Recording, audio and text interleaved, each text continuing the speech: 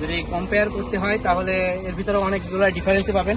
এটার দাম হচ্ছে 2,80,000 আর এটা হচ্ছে 2,89,000। তো 9,000 টাকা ডিফারেন্সের জন্য আপনার কি হর্নেট 2.0 নেওয়া উচিত হবে নাকি হচ্ছে জিক্সার FI ABS, কোনটা আপনার মনে হয়? তো আজকে ফুল ডিটেলসে আমি বলতে চাচ্ছি আর কি যে এর যেগুলো কমতি রয়েছে আর এগুলা এক্সট্রা রয়েছে সেই বিষয়গুলো হয়তো আলোচনা হবে।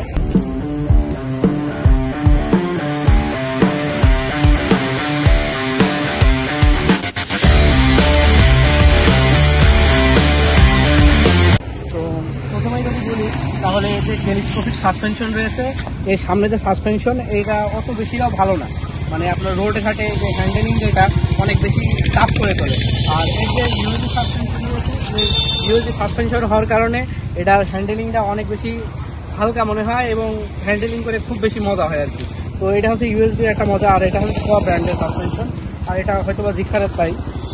আর যদি লাইটের কথা বলি তাহলে অবশ্যই জিক্সারের লাইট অনেক বেশি ভালো, আর ওটার লাইট একেবারে কম, ওটা হচ্ছে সবসময় জ্বলে সেই লাইট, আর এটা হচ্ছে ইনবিল্ট সুইচ রয়েছে জিক্সারের এই লাইটের জন্য। তো ব্রেকিংয়ের বিষয়ে যদি আসি, এখানে বাইব্রি ডুয়েল পিস্টনের একটা ব্রেক ক্যালিপার ইউজ করা হয়েছে, যেটার সামনে ABS রয়েছে, এটা জিক্সার FI ABS। তো এটাতে 276 মিলিমিটার মতো একটা ডিস্ক ব্রেক ইউজ করা হয়েছে, আর বাইব্রি ক্যালিপার যেটা বললাম। আর এখানে যদি আসি তাহলে দেখা যাবে এখানে মেশিনের ক্যালিপার ইউজ করা হয়েছে, এটাও 276 এর একটা ডিস্ক, আর সামনে ABS রয়েছে। এই হচ্ছে এই ডিস্কের বিষয়ে। আর পেছনে দুটারই ডবল ডিস্ক রয়েছে, এর পেছনে মেশিনের ব্রেক ক্যালিপার, ওটাতে বাইবি ব্রেক ক্যালিপার রয়েছে। আর যদি এর ইন্ডিকেটরের কথা বলি তাহলে এর ইন্ডিকেটর থেকে এর ইন্ডিকেটরটা একটু বেশি সুন্দর লাগে।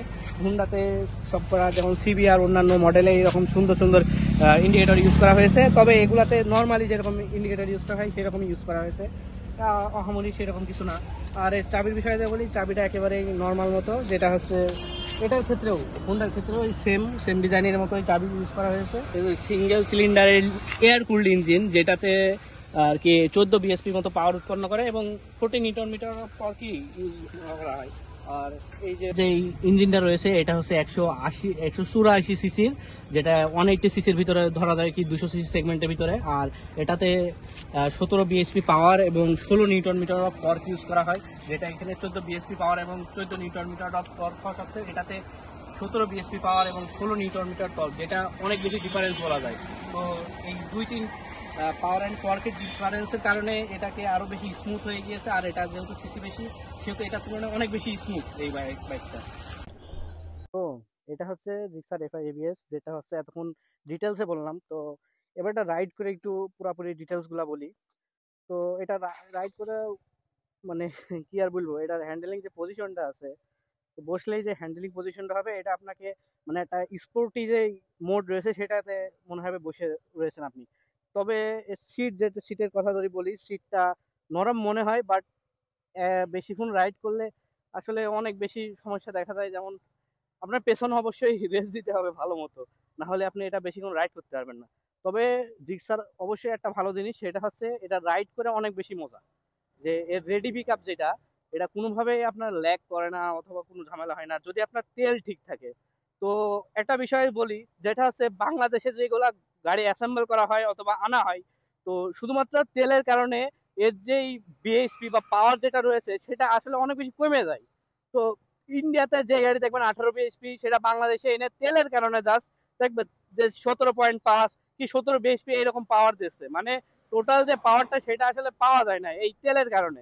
তো তেলটা যত বেশি ভালো হবে তত ভালো আপনি পাওয়ার ডেলিভারি পাবেন। তো এটার ক্ষেত্রে যদি বলি, এটা রাইডিং করে অনেক ফান আছে। কেবলমাত্র 186 কিলো চালানো হয়েছে, তারপরেও মানে রাইড করে অনেক বেশি মজা আছে। তো আর এটার বিষয়ে যদি বলি, এটার ফুয়েল ইকোনমি, তো এটাতে প্রায় 50 মতো মাইলেজ তো দিয়ে দেয়। 155 সিসির ইঞ্জিন, 50 মাইলেজ কি 45 মাইলেজ এরকম দেয় আর কি। তো যদি পুরোপুরি রাইড করে আমি দেখাতে পারতাম তাহলে হয়তো বা ভালো হতো আরো বেশিক্ষণ। তবে আমার মনে হয় যে এটা রাইডিং পজিশনটা ভালো আছে, বাট একটানা যে রাইড করব সেই একটানা রাইডের সময় একটু ক্লান্তি আসতে পারে।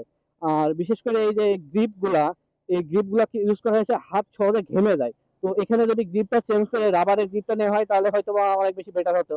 তো আমার গাড়ি চালাতে দিয়েছি প্রান্তকে, তো আমরা রাইড করছি। আর এটা যদি ওভারঅল পজিশনের কথা বলি, এটা যে ইউএস টেলিস্কোপিক ফোরটা ভালো রাস্তায় কোনো রকম প্যারা দেয় না। তবে যদি ভাঙাচোরা রাস্তায় যাওয়া যায়, তো ভাঙাচোরা রাস্তায় আমি অনেক বেশি রাইড করেছি, তো সেই সময় হাতে অনেক বেশি পেইন দেয়। তো যেটা আমার একেবারে পছন্দ না, যেটার ক্ষেত্রে হচ্ছে হর্নেট 2.0 অনেক বেটার আছে।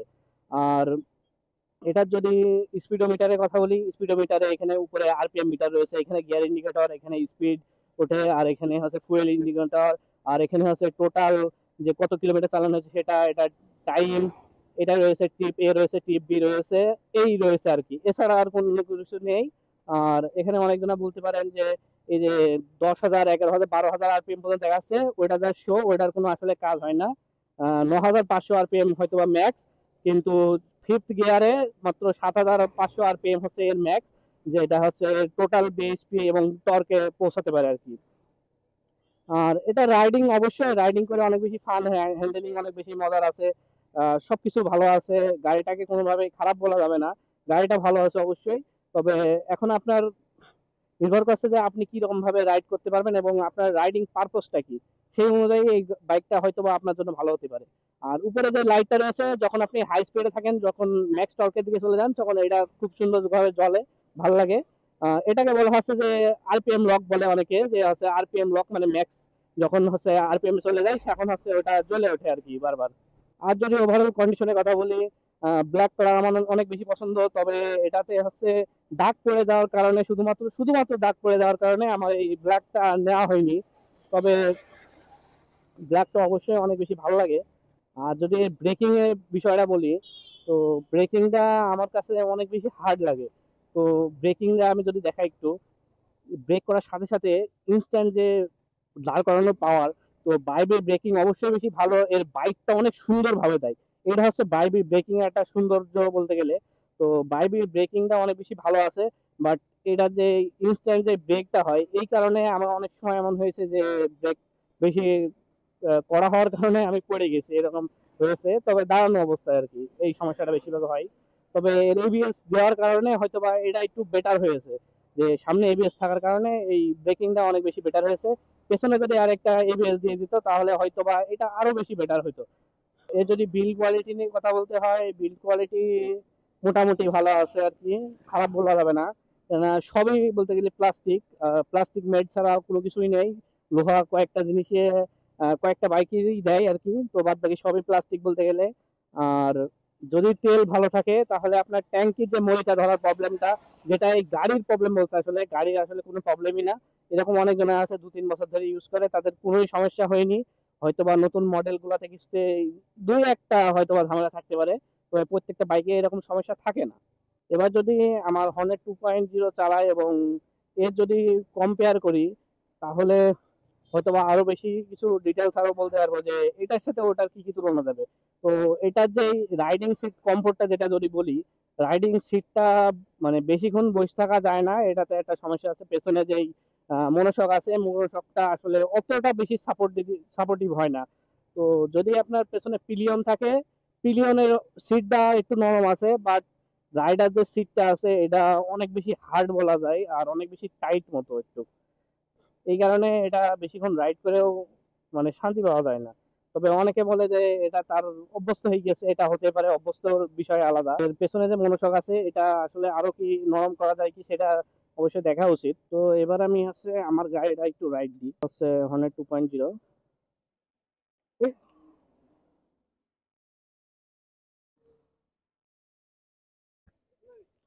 এবারটা আমি চলে আসলাম আমার বাইকটা নিয়ে, যেটা কম্পারিজন আমি করছিলাম। তো ওটা দেখবেন যে যেই পজিশনটা, হ্যান্ডলিং এর যে পজিশনটা, সেই পজিশনটা অনেক বেশি নিচু, যে কারণে আপনার অনেক বেশি ঝুঁকে থাকা লাগে। বাট এটাতে যে পজিশন দিয়েছে, এটা হচ্ছে একটা পারফেক্ট সিটি রাইডের জন্য বাইক বলা যায়, যে কমিউটার সেগমেন্টের ভিতরে পারফেক্ট সিটি রাইড করা যাবে। আর হ্যান্ডেলিং করেও যে মজা আছে, সেটা বলা যায় এটাতে।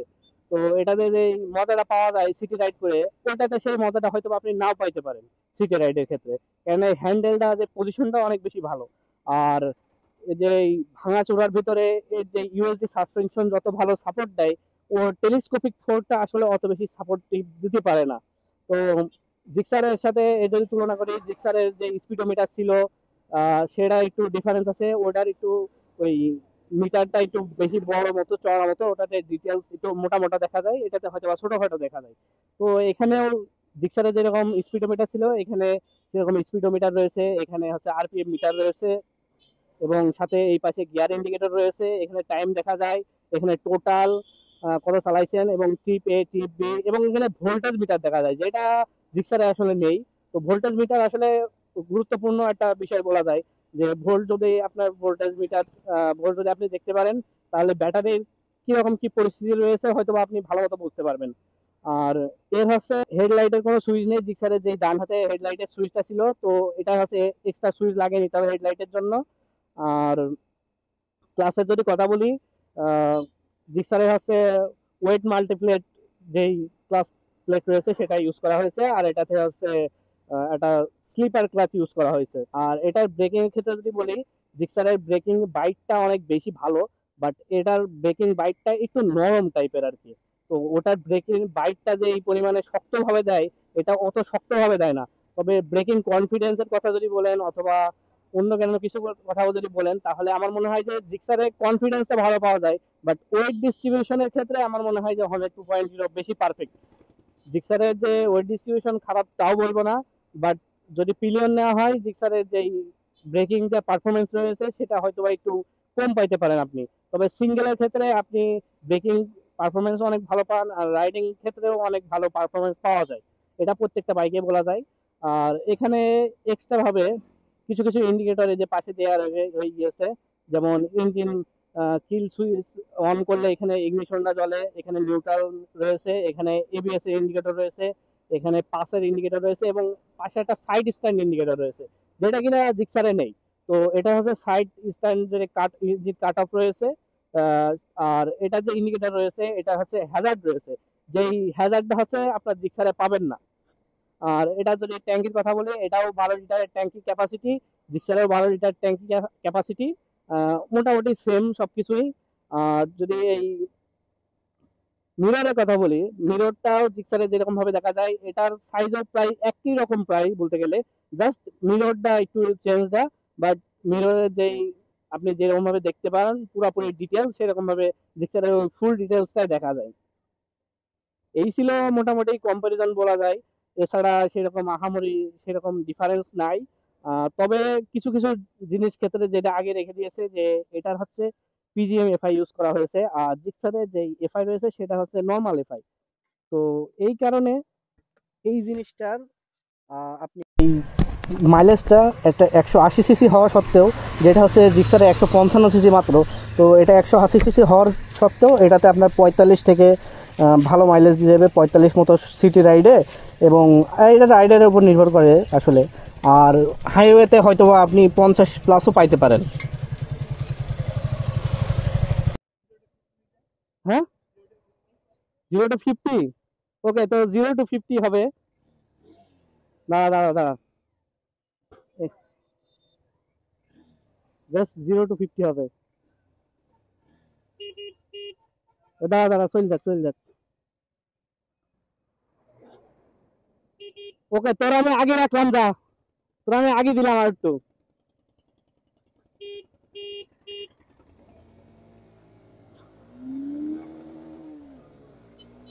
তো 50 অলরেডি পার হয়ে গিয়েছি।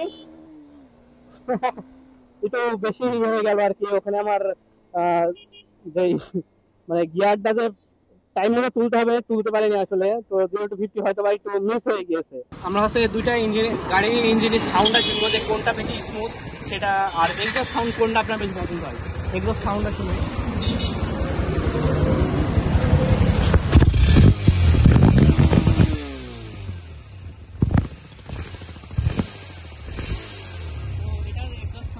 এটা যদি ইঞ্জিন সাউন্ডটা শোনায়, তাহলে ইঞ্জিন সাউন্ডটা এরকম, দেখি নিউট্রাল করে নিয়ে আগে। তো এটার ইঞ্জিন সাউন্ডটা অনেকটাই এরকম। তো এটা হচ্ছে হর্নেটের থেকে অনেক বেশি লাউড, হর্নেটের থেকে এটা অনেক বেশি লাউড, যাদের হচ্ছে লাউড সাউন্ড পছন্দ তারা এটা নিতে পারেন। আর এটা হচ্ছে স্মুথ, এটা যদি পাশ দিয়ে কেউ চলেও যায় আপনি টেরও পাবেন না, তবে এটা অনেক বেশি লাউড, এটা অনেকটা টের পাওয়া যায়, বাট এটাও স্মুথ আছে। অনেকটা সেন্সর রয়েছে, তো আপনি স্টার্ট নামানো মাত্রই আপনার গাড়িটা অফ হয়ে যাবে, এবং স্টার্ট যদি নামানো থাকে তাহলে গাড়ি স্টার্টই নেবে। তো সেই সেন্সরটা এখানে মিসিং বলা যায়।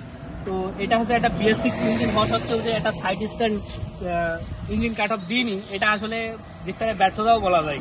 তো এটা যদি সামনের ফ্রন্ট টায়ারের কথা বলি, এটা হচ্ছে 110 সেকশনের একটা টায়ার, যেটা হচ্ছে MRF এর টিউবলেস টায়ার, এবং এটাতেও ইউজ করা হয়েছে 100 সেকশনের টায়ার, যেটা হচ্ছে টিউবলেস টায়ার MRF এর। তো এটা হচ্ছে 100 সেকশন আর এটা 110, এই কারণে এটা একটু হাইটও ভালো আছে এবং বলা যায় রিমের কারণে 140 সেকশনের টায়ার, যেটা হচ্ছে 60-17, বাট এখানেও 140 সেকশনের টায়ার ইউজ করা হচ্ছে। 140 সেকশন হওয়া সত্ত্বেও এটা হচ্ছে 70-17, যেই কারণে এর চাকার যে হাইটটা এটা অনেক বেশি, এটার তুলনায় এর হাইটটা অনেক বেশি বলা যায়।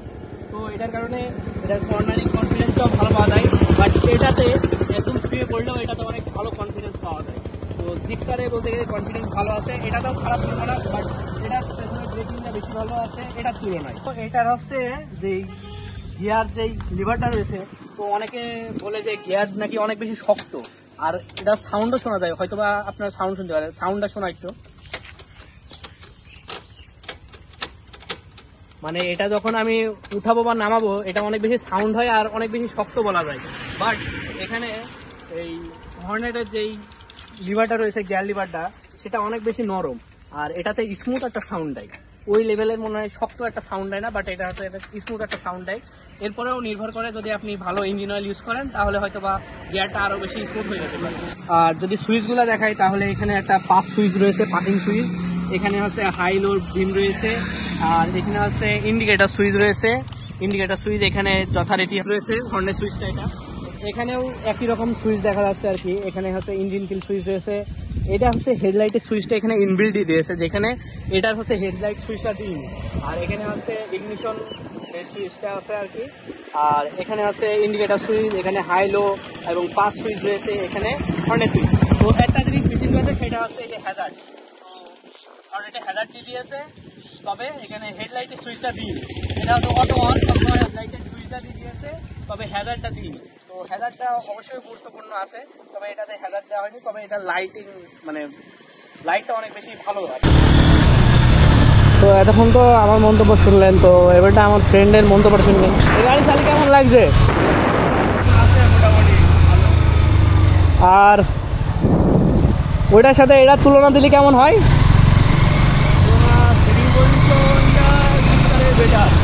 জিক্সারের বেটার সিটিং পজিশন,